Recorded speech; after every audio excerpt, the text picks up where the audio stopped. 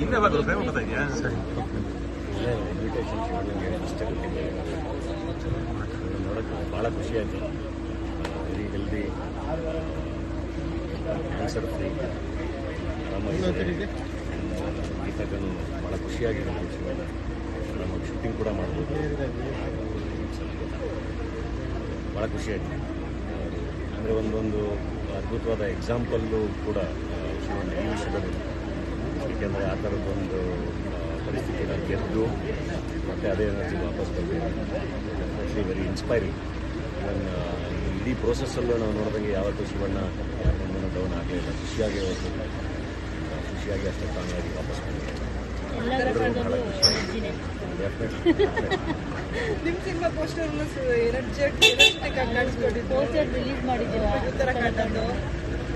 ಮತ್ತೆ ನೋಡಿ, ಆ ಜಾಗದಲ್ಲಿ ಬೇರೆ ಯಾರೇ ಇದ್ದಿದ್ರು ಮತ್ತು ನಾವುಗಳಾಗಿದ್ದಿದ್ರು ಸ್ವಲ್ಪನಾದರೂ ಗಾಬರಿ ಆಗಿತ್ತು.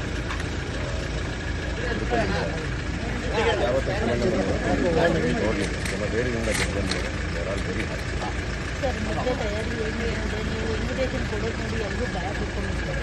50,000 ಜನ ಅದಕ್ಕೆ ಅಂತಲೇ ಸದ್ಯದಲ್ಲೇ ಪ್ರೆಸ್ ಮೀಟ್ ಮಾಡ್ತೀವಿ. ಯಾಕಂದರೆ ಅಭಿಮಾನಿಗಳನ್ನ ಇನ್ವೈಟ್ ಮಾಡೋದಕ್ಕೆ ಪ್ಲ್ಯಾನ್ ಎಲ್ಲದನ್ನು ಸದ್ಯದಲ್ಲೇ ಪ್ರೆಸ್ ಮೀಟ್ ಸುಮಾರು ಒಂದು 50,000 ಜನ ಬರ್ತಿದ್ದಾರೆ ಅಂತ ಹೇಳ್ತಾರೆ.